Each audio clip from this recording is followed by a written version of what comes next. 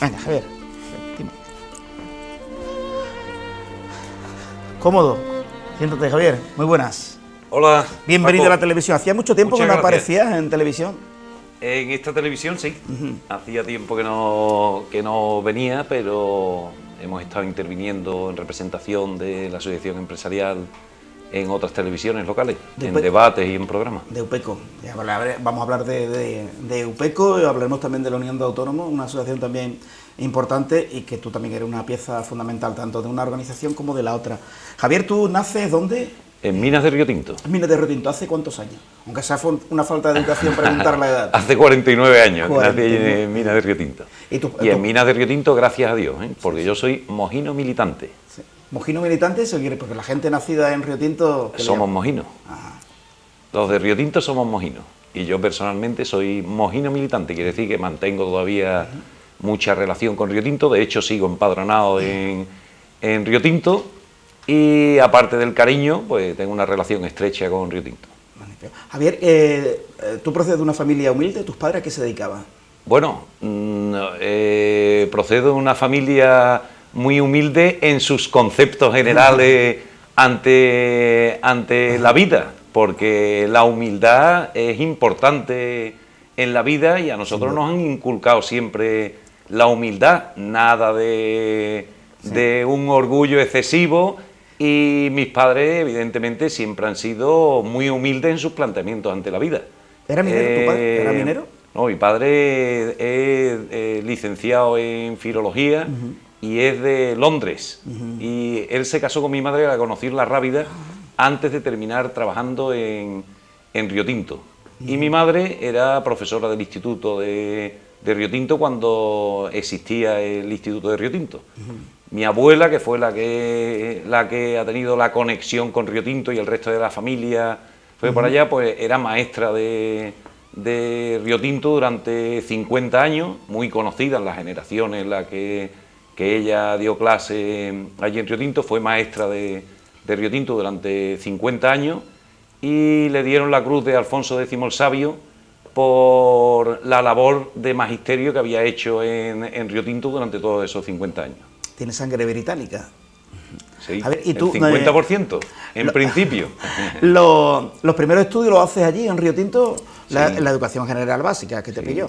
Hiciste allí los También estudios. tuve la suerte de estudiar en la educación general básica en Río Tinto, porque el profesorado que había en Río Tinto era un profesorado excelente. Recuerdo ahora a don Javier Márquez, nuestro profesor de EGB, a don Fernando Espinosa de los Monteros, a don Antonio Luque, un plantel de profesores excelentes que nos enseñaron también mucho ante la vida, mucho en plan didáctico, pero mucho ante la vida también. Entonces, muy agradecido a ellos y con mucha suerte de poder haber estudiado en la Escuela Profesional de Río Tinto. Después hiciste, bueno, el COU, hiciste el COU. El bachillerato y el COU en el Instituto de Nerva. ¿Y luego ya te fuiste a estudiar fuera o permaneciste? Sí, porque en la época que yo estudié en la universidad, yo hice Derecho en la Universidad de Sevilla, no existía la Universidad de Huelva, y entonces para estudiar una carrera universitaria había que irse fuera. Yo como elegí Derecho, pues estuve estudiando Derecho en Sevilla y hice Derecho en Sevilla. ¿Lo tenía claro cuando llega ya al punto de la adolescencia, cuando uno ya quiere ubicar su camino para el futuro, que querías hacer Derecho? No. No. ¿Tú pensabas...? Porque Derecho es una... En mi casa no había una tradición de licenciados en Derecho, de abogados en ejercicio, y si no tienes esa tradición en casa, Derecho, como no se estudia nada de Derecho ni en EGB ni en bachillerato, en el plan de estudio que yo realicé, pues no se sabe exactamente qué es Derecho. Se sabe cuando ya empieza la carrera, si no tienes esa tradición en la familia. Sí. Entonces, yo tenía vocación de estudiar una carrera de ciencias sociales, de letra, más bien, ¿no? Pues dentro del abanico de las carreras, que podía ser de ciencias sociales, pues yo siempre he sido de letras, de latín, de griego, dentro del bachillerato, pues elegí hacer Derecho. Bien. Pero no con una vocación, digamos, tremenda, ni con una tradición familiar para hacer Derecho. Pero es una carrera muy completa, que te enseña también mucho, ¿no? A desenvolverte en muchos aspectos de la vida. ¿Ganas tu primer sueldo, tu primer dinero, lo ganas como abogado? Bueno, como abogado exactamente no, como licenciado en Derecho, porque yo no he ejercido como abogado. Yo soy de una especialidad que se llama Derecho de la Empresa, que es sobre todo Derecho Laboral y Derecho Mercantil, y me he dedicado a lo que esa especialidad llevaba. Tenía mucho de negociación colectiva, de seguridad social, mucho de derecho laboral, y entonces, después de hacer unos cursos de especialización en negociación colectiva, que hice dos, uno con la Confederación de Empresarios de Andalucía y otro en la Facultad de Económicas, pues me presenté a una selección que había cuando tenía yo 25 años, me presenté a una selección que hacía la Confederación de Empresarios de Andalucía para un puesto de trabajo en Huelva, y me seleccionaron a mí para ese puesto de trabajo. Ese puesto de trabajo era UPECO, en el que llevo ya pues 22 años trabajando. O sea que mi primer trabajo fue en UPECO y en la actualidad sigo en UPECO. 22 años en el mismo trabajo, y fue la primera selección, la primera y única selección que he hecho, y mi primer y único trabajo. ¿Y goza de buena salud ahora UPECO? Bueno, dentro de las circunstancias actuales, de muy buena salud, teniendo en cuenta la gravedad de los problemas con los que el sector de la construcción se enfrenta. Muchos incluso se podrían sorprender, y de hecho se sorprende, que siga existiendo una asociación de empresarios de la construcción, ¿sí?, cuando todo el mundo sabe que el sector de la construcción, que ha llegado a unas cotas de actividad importantísimas, a unas cotas de empleo importantísimas y a una importancia en la representación empresarial muy grande hasta el año 2007, pues tras 5 años de crisis y de unos problemas graves en el sector de la construcción, algunos se sorprendería de que siguiera existiendo, pero es que todavía hay empresarios profesionales del sector de la construcción, porque en la época de las vacas gordas al sector de la construcción vino mucho advenedizo. No eran profesionales del sector de la construcción, pero al olor del dinero que se movía y de la capacidad que había allí de la creación de negocio, pues entraron en el sector de la construcción a intentar hacer negocio, que es totalmente lícito en ese momento, pero muchas de esas personas no eran profesionales del sector de la construcción. Entonces, en el primer momento que se resintió el sector con la crisis, pues desaparecieron miles de empresas del sector en toda España, sí, pero todavía hay profesionales del sector de la construcción que se dedicaban al sector en la época de vacas gordas, antes de la época de vacas gordas y ahora en la época de vacas flacas, siguen apostando por el sector de la construcción como un sector con capacidad para la creación de empleo y para la creación de riqueza para cualquier sociedad. Hombre, fue un motor importantísimo, ¿no?, para este país, y la reducción del número de parados que teníamos hace 10 años fue gracias al sector de la construcción, porque hay muchas derivaciones, ya no solo es el que pone el ladrillo, el que pone el cristal, el que pone el cierre, el transportista que va a llevar el ladrillo, en fin, un sector que movió muchos puestos, por supuesto, de trabajo, un sector muy importante. Que todavía mueve puestos de trabajo, porque no tiene la importancia que tenía antes, pero sigue moviendo muchos puestos de trabajo el sector de la construcción. Y no solo es que lo diga yo, hay expertos que lo dicen, incluso el presidente de la Junta de Andalucía, Griñán, ha dicho hace poco que no se pueden mantener los niveles tan bajos que tiene el sector de la construcción en la sociedad, porque siempre el sector de la construcción para cualquier sociedad es un sector muy importante, y de esta crisis no vamos a salir hasta que no se recupere el sector de la construcción, que todos sabemos que no vamos a volver a los excesos y a la cantidad de empleo que había hasta el año 2007. Sabemos que no vamos a volver, pero que tampoco puede aguantar una sociedad es que tenga tan poca actividad el sector de la construcción como la tiene actualmente. Sí. Hasta el 2007, directamente en el sector de la construcción, había 32.000 trabajadores en la provincia de Huelva. Indirectamente se podía llegar pues a otros 40 o 50.000 trabajadores. Ahora, muchísimas empresas auxiliares, conexas del sector de la construcción, en los últimos 3 años, pues han tenido que cerrar por la falta de actividad del sector de la construcción. Estamos hablando de empresas que montan cocinas, estamos hablando de empresas que se dedican a la madera, de empresas que se dedican al aluminio, de empresas que se dedican a los materiales de la construcción, a la colocación del suelo, y también empresas que se dedican a ser subcontratistas y auxiliares de la obra pública, aunque sea empresas de movimiento de tierra o empresas de camiones. Yo creo que ya tenemos claro todo, por eso he dicho, no lo digo yo solo, que lo dicen los expertos y representantes políticos muy influyentes, que hay que recuperar el sector de la construcción, porque cuando recuperemos el sector de la construcción, ya sea a través de la inversión en obra pública o a través de la construcción de vivienda, cuando recuperemos el sector de la construcción saldremos de la crisis. Claro, pero yo, Javier, te pregunto desde el desconocimiento. Antes de comenzar a ver grúas en España construyendo bloques de vivienda o urbanizaciones, habrá que vender en las urbanizaciones, que son muchas, tú bien lo sabes, en España, que están vacías, y viviendas que están vacías aún por vender, ¿no? Lógicamente, el problema que se creó con la burbuja inmobiliaria fue un exceso de construcción de vivienda que después la demanda no ha podido absorberla. La gente ya no había tanta gente para comprar tantas viviendas. Y lo que ocurrió con esto, que además se unió a la crisis inmobiliaria, pues se unió también una crisis económica general, es decir, una falta de confianza en el mantenimiento del puesto de trabajo en el futuro, que lógicamente hace que la gente se piense dos veces si se va a comprar una vivienda o va a estar con una hipoteca a la que se va a obligar durante 20 años y no sabe cuál va a ser su futuro laboral y se va a tener los ingresos para poder pagar esa vivienda.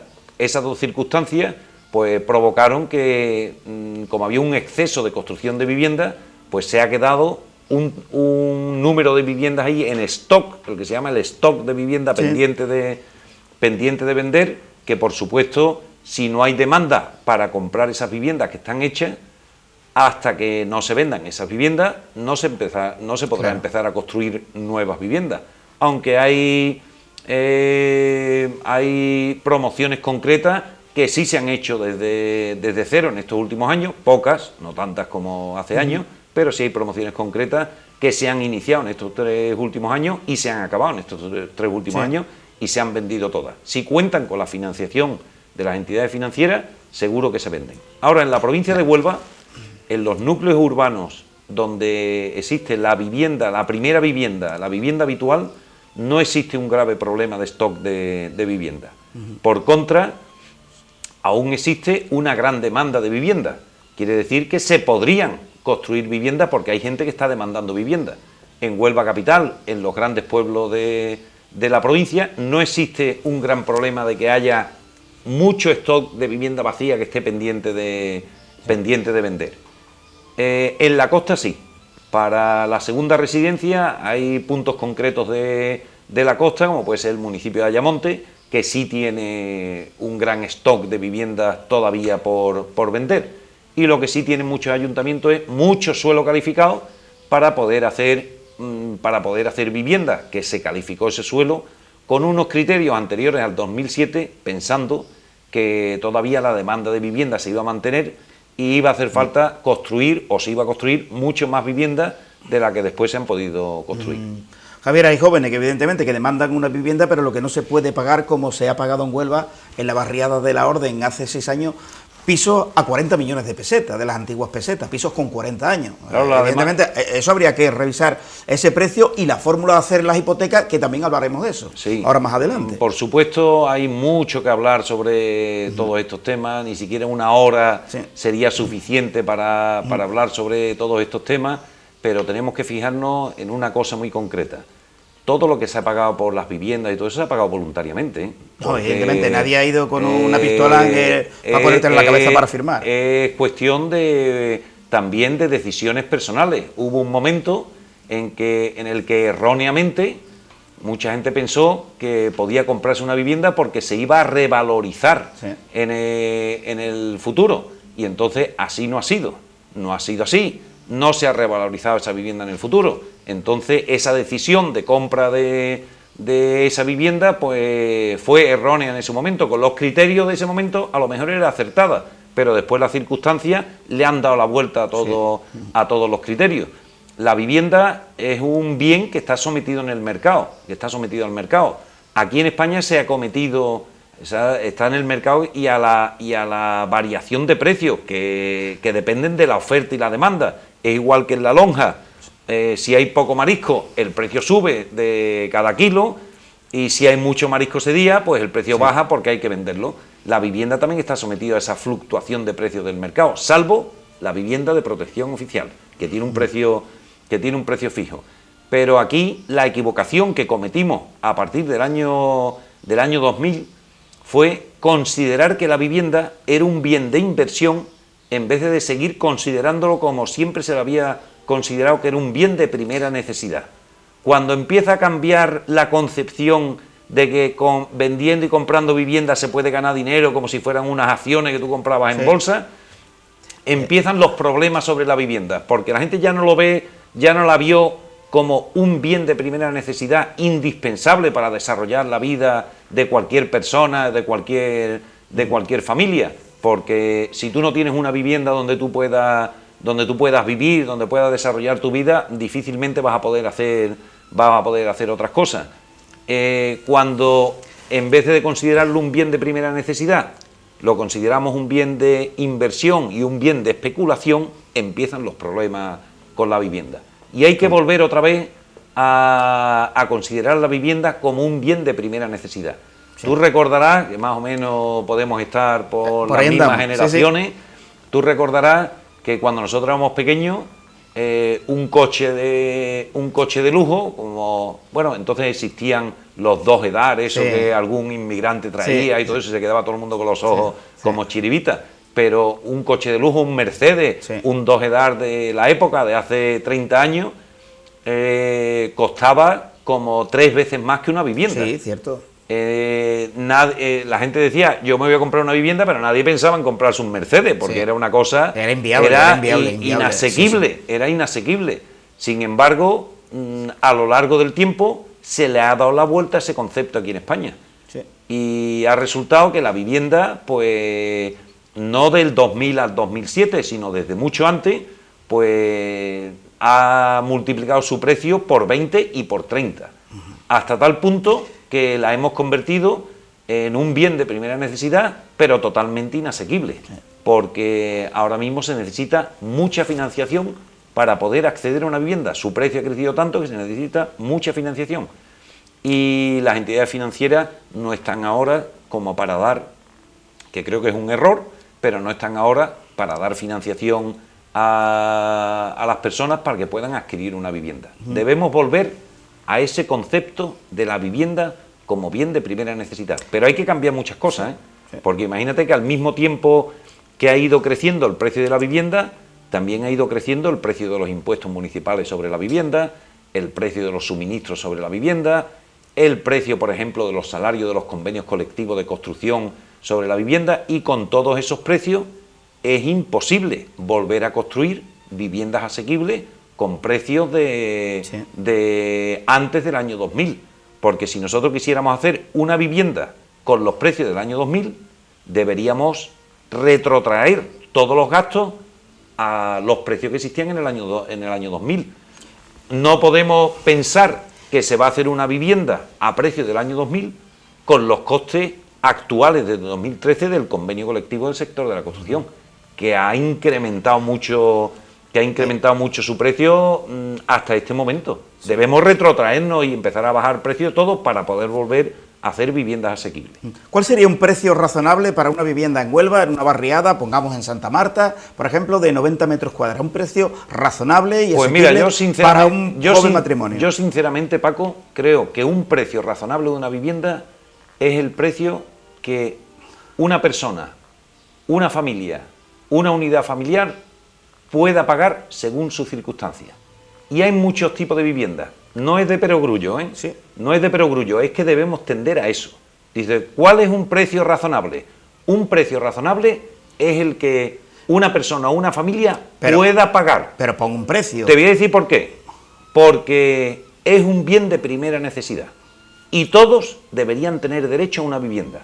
Dependiendo de lo que tú puedas pagar, deberíamos organizarnos para que de cada tipo de vivienda que existe protección oficial de régimen especial, existe protección oficial de régimen general, existe vivienda libre asequible, existe vivienda a precio tasado, un tipo de vivienda que instauró UPECO e inventó UPECO y le propuso a muchos ayuntamientos, que fue un éxito en su momento, que era una vivienda libre pero a un precio tasado.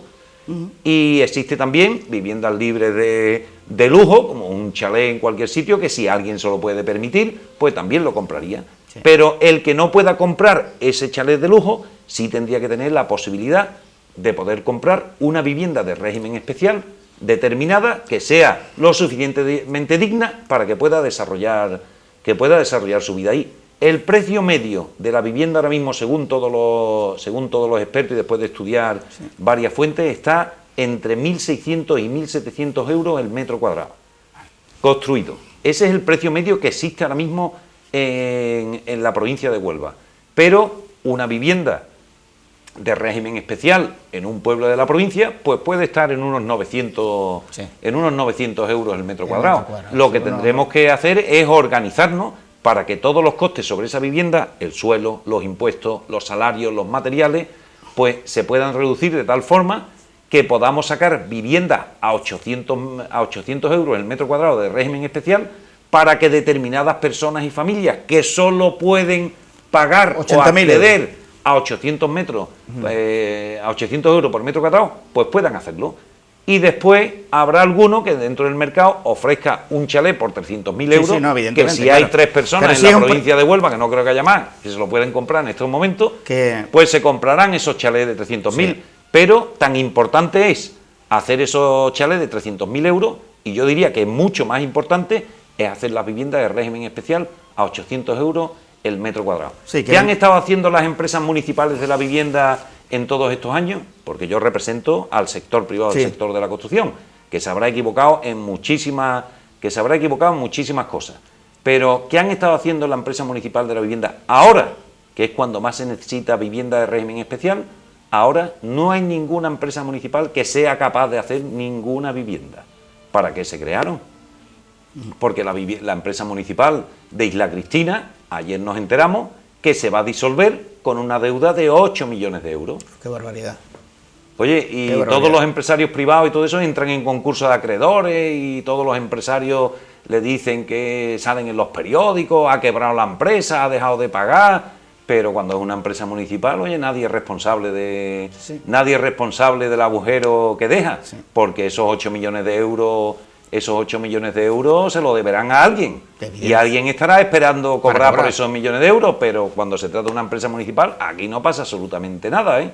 La empresa desaparece con un pufo de 8 millones de euros, y aquí no hay ningún responsable en el tema. Tremendo. Nosotros desde UPECO nos opusimos frontalmente. De hecho, llegamos hasta el Tribunal Supremo recurriendo la instauración y la creación de empresas municipales de la vivienda en todos los ayuntamientos, que corrieron como un reguero de pólvora, y habrá que ver ahora también lo que han hecho a lo largo de los años, cuál ha sido el resultado y por qué todas las empresas municipales tienen como mínimo 20 o 30 millones de euros de déficit y están a punto de disolverse sin que solucionen ningún problema social de la vivienda.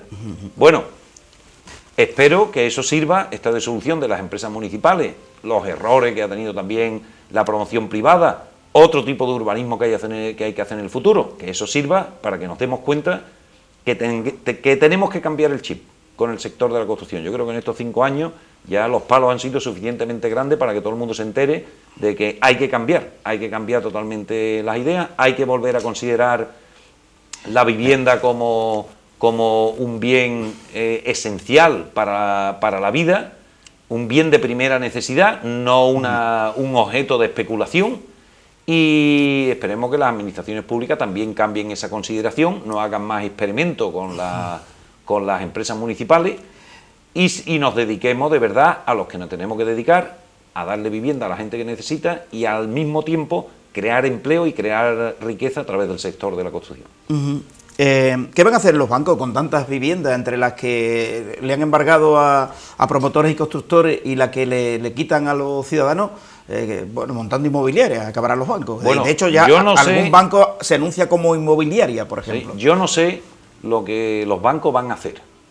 Los bancos y las cajas, que todavía existen algunas en España. Poquitas, ¿no? Yo no sé lo que van a hacer, pero yo sí sé lo que han hecho hasta ahora.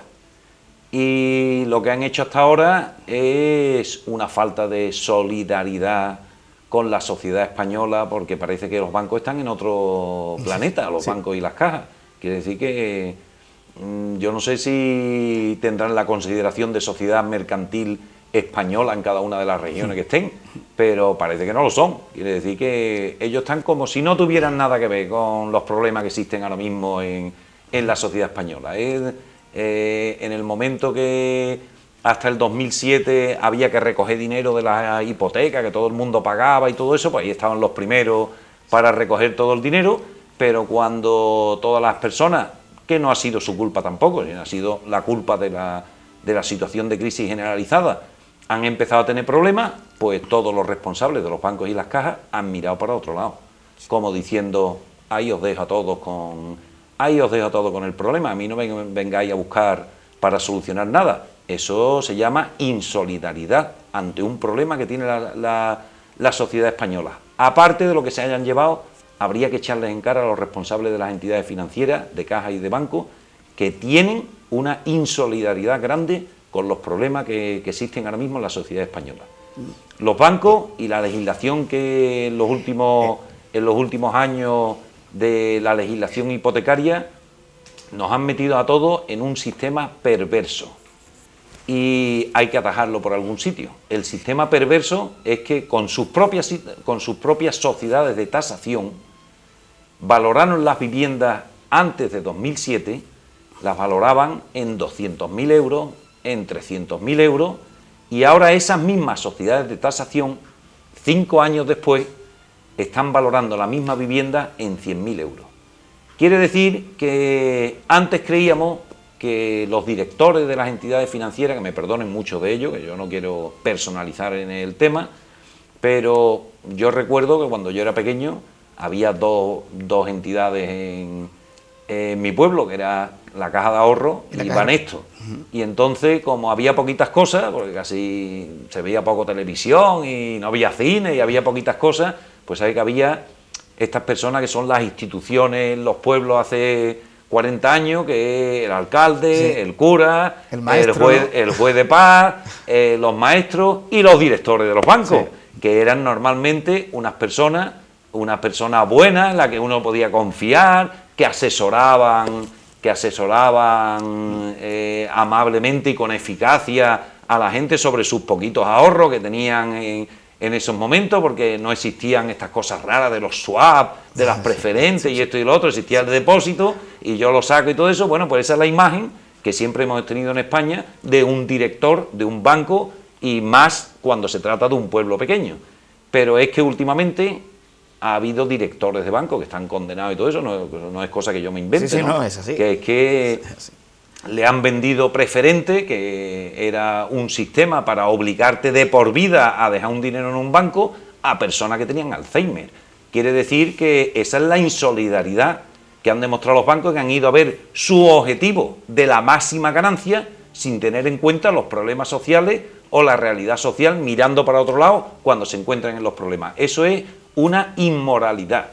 Que un director de un banco vaya a una persona con Alzheimer a encajarle unas preferentes, que es una complicación por vida, es una inmoralidad. Entonces los bancos se han instalado en esta inmoralidad, que por algún sitio tenemos que cortar. Lo que no puede ser es que hace 5 años una vivienda la valoraran en 300.000 euros para encajarle y darle a una familia 300.000 euros de deuda, y cuando la familia dice yo no puedo pagar la hipoteca, pero sigo debiendo 300.000 euros, el banco le dice, bueno, venga, paga, vamos a valorar la vivienda. Bueno, la vivienda que antes costaba 300.000, para devolverme la deuda de 300.000, ahora vale 100.000.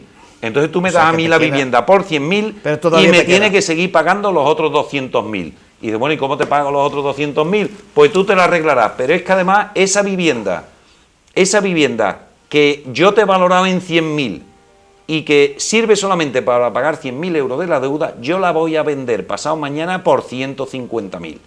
Entonces yo sí le voy a sacar un beneficio de 50.000 a la vivienda y además me vas a tener que seguir pagando los 200.000 euros. Eso es otra inmoralidad. Y hay que cambiar las leyes para que esto no ocurra. Hay que cambiarlo, aunque sea por acuerdo o por mediación o por una legislación, obligatoriamente. Pero eso no va en contra del sistema financiero. Quiere decir, cargarnos esa inmoralidad no quiere decir que vaya en contra del sistema financiero. Tú no le puedes decir a una familia hace 5 años, tu casa valía 300.000 euros y te doy 300.000 euros de préstamo para pagar la cosa, y 5 años después, porque si me lo dice dentro de 50 años, vale, Dios dirá. Pero 5 años después tú no puedes decir, no, es que esto no vale 300.000, vale 100.000. Bueno, y si no valía 300.000, ¿por qué me diste el préstamo de 300.000 euros? Porque en 5 años esto no puede cambiar tanto, no puede ser tanto el mercado. Además, si yo asumo una responsabilidad en el descenso del precio de la vivienda, el banco también tendrá que asumir alguna responsabilidad en el caso del descenso del precio. Pero es que además, aparte de esa tasación de las viviendas, que la legislación le permitió, que han tenido posibilidades los distintos gobiernos que han estado legislando hipotecariamente, han tenido posibilidades de reformarla, sin embargo no la reformaron, hasta que hemos llegado a los problemas actuales. También, aparte de la tasación, hay un problema que es el del tipo de interés que se le estaba aplicando a las hipotecas que tenían toda la familia. Y ahora resulta que hay distintos tipos de interés y distintos tipos de referencia en el mercado hipotecario, pero hay un montón de resoluciones judiciales que están diciendo que esas cláusulas que regulan las hipotecas y que los bancos y las cajas de ahorro han impuesto a los particulares que han suscrito hipotecas son abusivas. Porque, por ejemplo, Javier, si yo dejo de pagar en mi hipoteca o cualquiera de las personas que tienen hipoteca 2 meses, 3 o 4, ¿qué interés me pondría el banco si yo me retraso 4 meses? Pues normalmente en una hipoteca se fija un tipo de interés de demora, que se llama así, interés de demora, que está entre el 20 y el 25% es una barbaridad, eso de interés anual. Abusivo. Es totalmente abusivo y ya hay resoluciones judiciales que dicen que esos intereses son abusivos.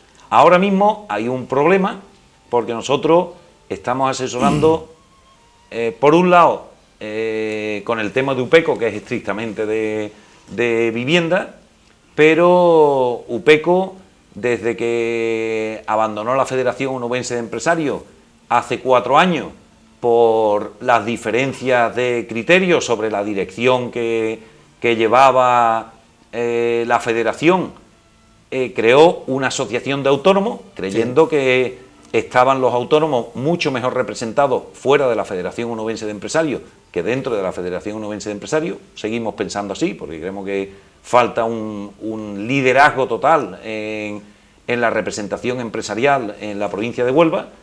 Pues desde la Unión de Autónomos estamos asesorando a los autónomos que tienen 2 facetas, su faceta como empresario, pero también su faceta de persona física, porque el autónomo tiene esas 2 vertientes, es una persona y es un empresario por otro lado.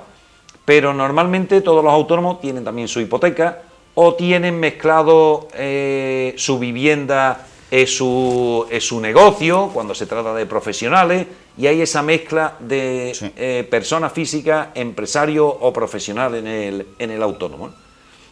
Entonces, nadie había asesorado a los autónomos sobre sus implicaciones en la Federación Onubense de Empresarios. Por supuesto que no se va a preocupar de meterle mano a los bancos ni a las entidades financieras ni nada de eso. Hombre, la dirección de la FOE prefiere llegar a acuerdos con las entidades financieras y le dice a las entidades financieras: a los que estamos aquí, tú nos das los préstamos a bajo interés y todo eso, pero tú le sigues cobrando al resto del personal lo que tú quieras. Entonces nosotros nos callamos de lo que le cobra y todo eso, no formamos ningún lío, nos callamos y mientras que nosotros tengamos nuestros créditos a bajo interés, al resto que le den. Nosotros no funcionamos así, nosotros funcionamos totalmente de otra manera. Nosotros nos hemos puesto enfrente de las entidades financieras, de las cajas y de los bancos. Y le hemos dicho: todas las cláusulas abusivas que tengan los autónomos y las personas en las hipotecas hay que eliminarlas. Y por primera vez una de las dos entidades financieras más grandes de España, no voy a decir cuál es, pero una de las dos grandes, nada más que hay dos grandes, pues una de las dos ha llegado ya a un acuerdo con un hipotecado, con la mediación, con nuestra mediación, con la mediación de la Unión de Autónomos. Ha llegado, esto ha sido la semana pasada, se ha llegado por primera vez a un acuerdo sin tener que ir a una reclamación judicial por la mediación, que yo creo que es bueno que insistamos en esa mediación porque se desatascan los juzgados. O sea, tú lo que quieres decir que si yo me retraso de pagar la hipoteca 4 meses, si tú me asesoras, no tengo que pagar el 25% de interés de esos 2 meses, 3, 4, o lo que me pueda retrasar. Estamos hablando de dos cosas distintas. Vale.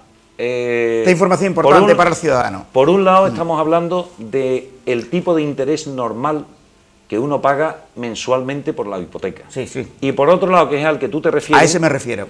Es el interés de demora que está al 20 o el 25%. A eso me refiero. Bien, hablando del interés normal que cualquier ciudadano paga, cualquier familia paga por su hipoteca, el interés normal, el 80% de las hipotecas tienen una cláusula que se llama cláusula suelo. Quiere decir que aunque el índice de referencia del préstamo hipotecario al que esté referenciado baje por debajo de esa cláusula suelo, siempre le van a cobrar un interés mínimo. Vamos a suponer que hay una hipoteca referenciada al Euribor, que ahora mismo está en el 0,5. Y dicen Euribor, que lo hemos escuchado todo, Euribor más 0,50 es la hipoteca. Sí. Su tipo de interés sería el 1%. Euribor 0,50 más el 0,50 de diferencial, el 1%. Pero el 80% de las hipotecas tienen una cosa que se llama cláusula suelo, que dice la hipoteca, por mucho que baje el Euribor, el mínimo de interés que usted va a pagar en su hipoteca es el 3%.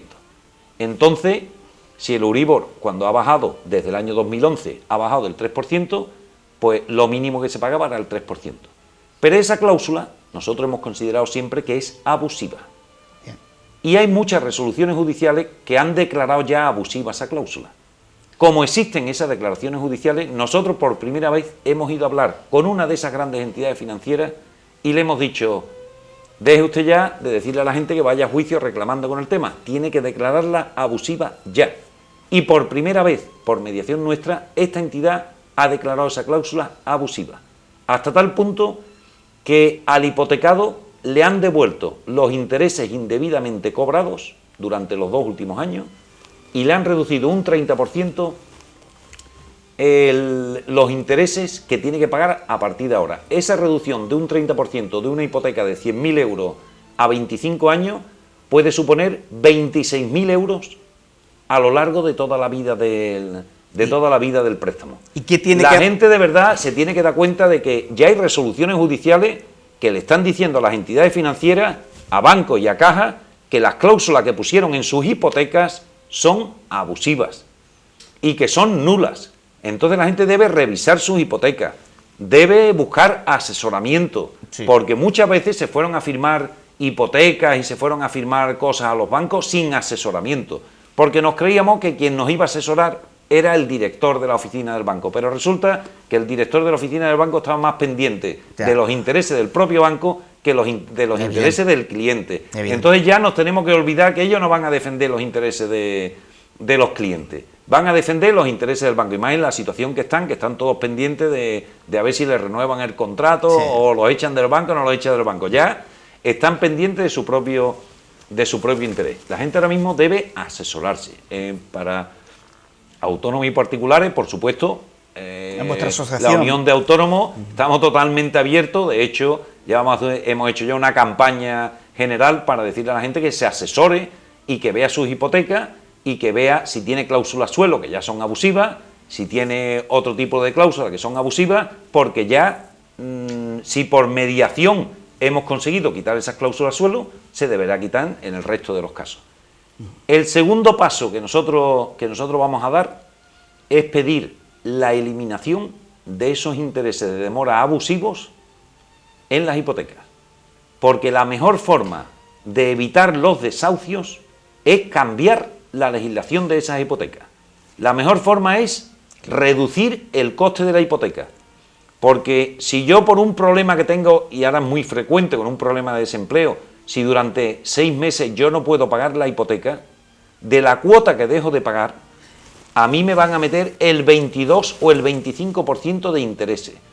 Y eso ya se convierte en una bola que es muy difícil ya, salir de la bola ese, porque ya los intereses son cada vez mayores.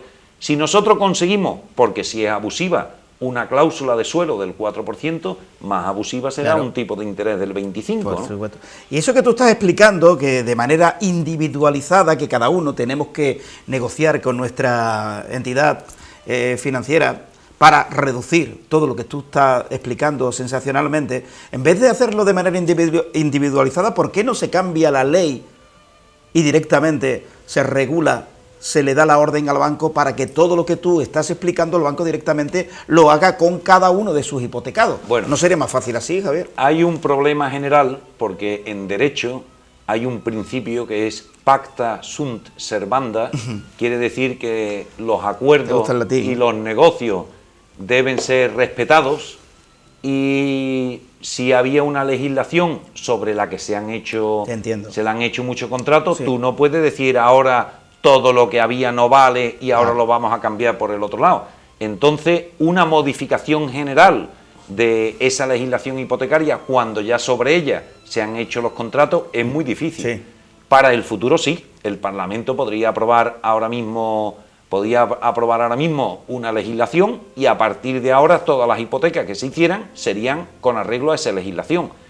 Pero si no se puede modificar en general, pero si ya hemos visto que algunas de las cláusulas de esas hipotecas que se firmaron en los últimos 10 años son abusivas, pues el hipotecado, el particular, la familia, está en su pleno derecho para ir a la entidad financiera y decir: yo tengo una cláusula abusiva, elimínemela usted de la hipoteca.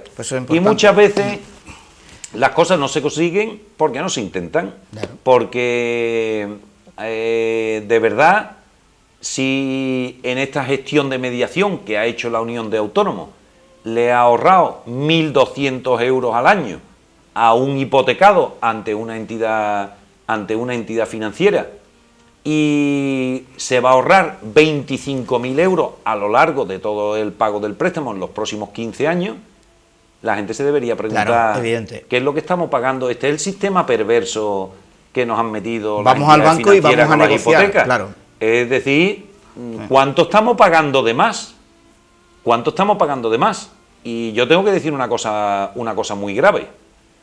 Resulta que la situación de los hipotecados que hicieron hipotecas con cajas de ahorro es incluso mucho más grave que la que hicieron hipotecas con los bancos. Porque normalmente los bancos, la referencia del índice variable de interés es al Euribor, y el Euribor está ahora en el 0,50, pero la referencia que utilizaron las cajas de ahorro es una referencia que se llama CECA, que sigue publicando el Banco de España mensualmente, pero esa está ahora mismo en el 3,5%, está en el 3,5%. Y ahora nos encontramos con que los que suscribieron hipotecas con bancos están pagando del 1 al 1,50% de interés, pero los que la suscribieron con la caja de ahorro están pagando del 4 al 5% de interés. ¿Por qué esa diferencia? Es que hay una diferencia de 4 puntos de interés. A mí me sorprende muchísimo otro paso más de este sistema en el que nos han metido, que hay que cortarlo por algún... ¿Por qué esa discriminación? Y más si me preguntaría yo también, Paco, ¿por qué se da esa discriminación? Máxime cuando las cajas tienen un fin de interés social, y su fin no era ganar dinero, sino dedicar los beneficios que se conseguían a obras sociales. Bueno, ¿qué es mejor obra social por parte de una caja que ayudar a la gente a mantener su vivienda y a poder seguir la hipoteca? ¿Por qué las cajas que tenían un fin de interés social están cobrando 3 puntos más de interés que los bancos? ¿A quién habría que preguntarle eso, Javier? Pues había que preguntárselo a los responsables de las cajas. Lo que pasa es que aquí en España, cuando alguien mete la gamba y resulta que mete a cientos de miles de familias en un problemón para poder mantener la hipoteca, que además le está cobrando 3 puntos más que los bancos por parte de las cajas de ahorro, que son unas entidades de fines sociales. Todos los responsables que han sido de las cajas, ahora no les vaya a preguntar tú por responsabilidad, porque es que no vas a encontrar ninguno. Y ahora nadie es responsable del tema.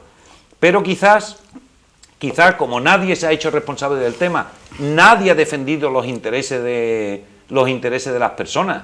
Todo el mundo ha mirado para otro lado. ¿Por qué se ha dejado que se firmaran ese tipo de hipotecas con esas tasaciones, con esos tipos de interés, con esas referencias engañosas a unos tipos de interés que la gente no sabe si el Euribor va a ser más bajo o el CECA, pero el profesional que está en la caja de ahorro firmando la hipoteca sí lo sabe, y sí sabe que el índice CECA iba a ser mucho más alto que el Euribor. Sin embargo, permitió que se firmaran con el índice CECA. ¿Dónde estaba entonces la Federación Onubense de Empresarios defendiendo los intereses de los pequeños y medianas empresas ante las entidades financieras? ¿Es que no sabían los intereses que estaban cobrando? ¿Es que no saben nada del tema este? Es que aquí cada uno ha ido a su propio interés.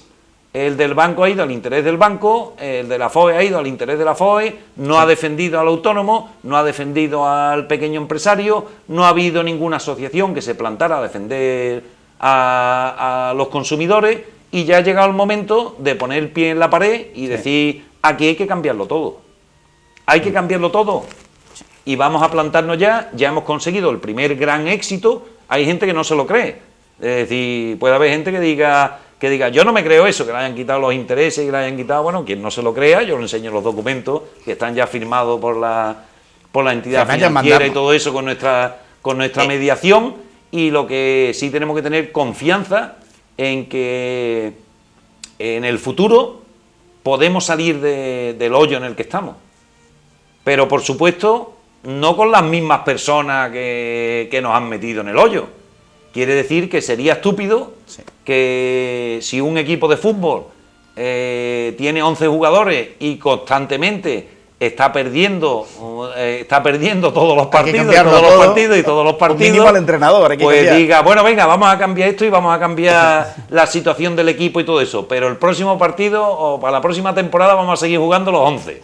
Entonces pues dice, bueno, pues que no es cuestión de la organización del entrenador, vamos, es que tendrá que cambiar, también tendrá que cambiar todo el mundo. Yo lo que no entiendo, cómo en Huelva, por ejemplo, en Huelva, en Andalucía, en toda España, responsables de entidades financieras que han metido a todo el mundo en estos follones que tenemos ahora, siguen con la responsabilidad de las entidades financieras y de las cajas, como representantes empresariales que llevan ya 40 años en el puesto, que son puestos vitalicios y todo eso, que no han solucionado ningún problema, ni tienen ninguna idea de futuro para solucionar los problemas, siguen en los puestos de representación, como responsables políticos que ya han demostrado durante 20 o 30 años su ineficacia para cualquier tema, porque nada más que endeudan a empresas municipales, siguen las deudas a los ayuntamientos, no crean empleo, no tienen ninguna perspectiva de futuro, ninguna idea para el futuro, pero siguen como responsables del tema. O sea que parece que es que aquí hay ganas de salir de la crisis, hay ganas de salir del empleo, pero manteniéndolo todo igual. Es imposible. Manteniéndolo todo igual no vamos a salir de esta situación de crisis. Esto hay que cambiarlo como un calcetín, hay que darle la vuelta y hay que contar con nuevas personas de liderazgo social en todos sitios, en los sindicatos, en la política, en la empresa, como emprendedores. Hay que cambiarlo todo como un calcetín. Con el mismo equipo no vamos a ganar la Liga el año que viene. ¿No te seduce presentarte a la FOE, para la presidencia de la FOE? Bueno, yo soy un técnico, yo no soy empresario, yo soy el secretario general de la asociación de autónomos. ¿Cómo va eso? En la asociación de autónomos sí soy el vicepresidente, pero la asociación de autónomos lleva un régimen. ¿Cómo se liga al presidente un régimen legal distinto al de la asociación de autónomos? No está en el régimen de asociaciones empresariales como es el tema de la FOE. Yo en UPECO, tú sabes que yo soy el abogado, Sí. el secretario general, digamos, el director técnico de la asociación, pero la asociación está compuesta por empresarios. Yo soy un trabajador por cuenta ajena de la asociación de empresarios. Javier, ¿qué había de cierto que Paco Urbano quería presentarse a la presidencia de la Federación Onubense? Estuvo en la rumorología de la ciudad. Bueno.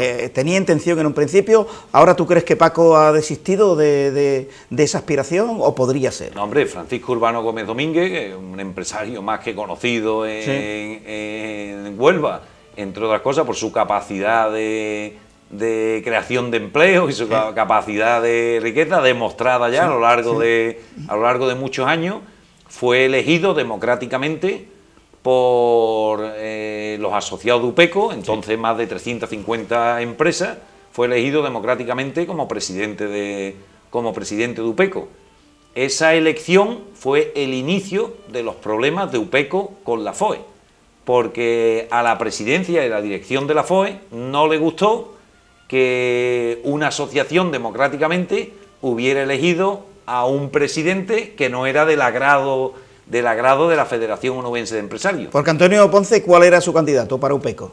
¿A quién le gustaba él? Si bueno, eso lo tendría que decir Antonio Ponce. Yo nada más que te digo, en ese momento que fue don Francisco Urbano Gómez Domínguez elegido presidente, había solo dos candidatos. Uno era Francisco Urbano Gómez Domínguez y el otro era Enrique Figueroa. Entonces, relacionado con Rafael Morales, que ya no está relacionado con Rafael Morales y ahora mismo es presidente de CEACOP. Entonces, había solo dos candidatos a la presidencia de UPECO, Francisco Urbano y Enrique Figueroa. Y Francisco Urbano no era el candidato a Antonio Ponce. Yo no digo quién era su candidato porque eso lo tendría que decir él. Pero nada más que había dos candidatos. La cuestión es que como esa elección democrática que hubo en UPECO no gustó a la presidencia de la FOE por sus contactos que tenía con Rafael Morales, pues no gustó a la presidencia de la FOE. Desde entonces, la presidencia de la FOE empezó a poner chinita a la representación de UPECO en la FOE, a la representación que debería ostentar Francisco Urbano como representante del sector de la construcción en la FOE, y entonces no ponían a Francisco Urbano, sino que ponían a otros representantes que no estaban elegidos democráticamente, como podía ser Rafael Morales. Entonces eso llevó a decir en un momento dado que si la FOE no le daba la representación que se merecía al sector de la construcción, pues una de las fórmulas sería presentarse a la presidencia de la FOE, que no llegó a materializarse. Lo que pasó es que ya hartos de esos manejos de la FOE, lo que hicimos fue abandonar la Federación Onubense de Empresarios en la creencia de que íbamos a estar mucho mejor fuera de la Federación Onubense de Empresarios que dentro de la Federación Onubense de Empresarios, y el tiempo lo ha demostrado así. ¿Consideras que habría que cambiar la cúpula de la FOE? Hombre, yo creo que sí. Porque la misma cúpula lleva 200.000 años más o menos. Yo creo que ya ha llegado el momento de un cambio generacional y nuevas ideas. Y la representación actual de la FOE actúa con ideas muy antiguas, de antes de la crisis. A lo mejor esas ideas son las que nos han llevado a la crisis. Ahora hay que actuar con otras ideas completamente nuevas. Hay que poner nuevas ideas sobre la mesa, hay que cambiar la actitud, hay que tener mucha más ética de la que se ha tenido en los años anteriores en la Federación Onubense de Empresarios y en todos los sitios, porque denota una falta de ética total que el presidente de la Federación Onubense de Empresarios pues dijera en los medios de comunicación hace muy poquito que era normal y generalizado entre las empresas el pago en dinero negro a los trabajadores. Ahí que estaría lo Antonio, cual a mí me dice, bueno, esto es una barbaridad ya tan grande que cualquier persona civilizada en cualquier sitio del mundo, a ese presidente de empresarios le hubieran dicho que se vaya a su casa. Fue fuerte aquello, ¿eh? Hace 2 días ha salido también en el periódico que el exministro de Asuntos Exteriores de Gran Bretaña ha dimitido por una mentira que dijo 6 años antes de ser ministro sobre una multa de tráfico con un radar en una carretera, que dijo que él no iba conduciendo, que iba conduciendo la mujer. Y un ministro alemán pero plagio. no solo dimitió por eso, es que puede ir a la cárcel, le están pidiendo 8 meses de cárcel el fiscal. Entonces aquí se hacen barbaridades, se dicen barbaridades y no pasa absolutamente nada. Y yo creo que en ese momento a Antonio Ponce el subconsciente le pasó una mala jugada. Porque cuando le preguntaron, bueno, ¿qué opina usted eso de los pagos en B? Pues él sabría mucho de pagos en B, en las empresas que él tenía responsabilidades y cosas de esas, y el subconsciente le jugó una mala pasada porque él dijo lo que él sabía, que lo normal era pagar en B. Es que eso es fuerte, porque si tú le metes mano bien a esas declaraciones y tú, algún responsable, sienta Antonio Ponce ahí frente y dice, venga usted para qué empresa cobra en B, porque usted tendrá la información. Claro, hombre, si lo dice porque lo sabe. El nombre de las empresas no solo que empresa. Lo que pasa es que eso se ha quedado unas simples declaraciones. No solo que empresa en las que él tenga responsabilidad. Porque él no sabe si en mi empresa, yo no tengo ninguna, pero él no sabe si en mi empresa o en la empresa de esta se pagan B, no se pagan B, pues no puede saber. Pero lo sabrá de las que tiene responsabilidad él y de las que tiene responsabilidad en otros sitios, como por ejemplo en la Federación Onubense de Empresarios. Si habla, ¿qué pasa? Allí se pagan B, no se pagan B, en la Cámara de Comercio, ¿no? En la Cámara de Comercio, si se pagan B o no se pagan B, o esos regalos que hacía la Cámara de Comercio, los miembros de los plenos, cada Navidad y todo eso, que eran 200 y todo eso, algunos de ellos incluso lo hacía la joyería París, ni siquiera le quitaban el papel de regalo a los regalos y todo eso, venían directamente de la joyería París, que era vicepresidente de García Izquierdo, de la FOE también y todo eso. Si esos regalos se podían considerar también un pago en especie que tenían que tributar o no tenían que tributar. Él sabría muchas cosas de lo que pasaba ahí en el tema y el subconsciente fue quien le jugó la mala pasada. Pero precisamente por todos esos manejos y por todas esas cosas y por el cambio de actitud que hay que tener ante la crisis y ante la sociedad en general, fue por lo que UPECO abandonó la Federación Onubense de Empresarios y creó la Unión de Autónomos. Que por cierto a los autónomos les ha venido muy bien que UPECO abandonara la Federación Onubense de Empresarios, porque ahora mismo están mucho mejor representados y mucho más defendidos. Bueno, casi 40 minutos, Javier, largos de conversación, que estamos ya fuera de tiempo. Creo que hemos dado la información oportuna y pertinente, ha dicho cosas muy interesantes, sobre todo que le va a servir de información para esas personas que están encarceladas bajo la hipoteca o a través de los muros de una hipoteca. Es una información importante y yo creo que la gente va a tomar nota, asesorarse, ir al banco y eliminar esos intereses altísimos de demora. Hay que perder el miedo con los bancos, hay que asesorarse. Se está pagando mucho más dinero del que se debería pagar y hay que poner un pie en la pared para parar el tema ese ya. Lo mejor ante el desahucio es arreglar los contratos primero. Y en la Unión de Autónomos estamos abiertos a informar y asesorar a todo el que lo necesite sobre su hipoteca. Pues terminamos, vamos a terminar como hago con todos los entrevistados. Te voy a dar una serie de nombres propios, Javier, y tú le pones un adjetivo, una frase, una calificación, no cortita, cortita con capacidad de síntesis. Vamos a presentar por el presidente de los Estados Unidos, por Obama. ¿Qué te dice? Pues Obama, un hito en la historia. Adolfo en la historia y que ha ayudado mucho a la igualdad entre todas las personas. Adolfo Suárez.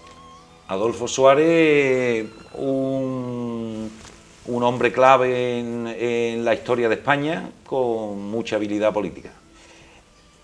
Felipe González.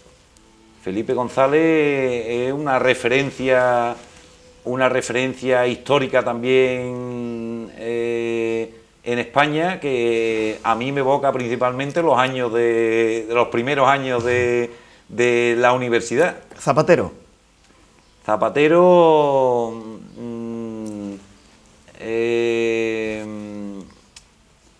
me inspira un periodo muy negro económicamente y con unos grandes errores en la gestión de gobierno. Griñán.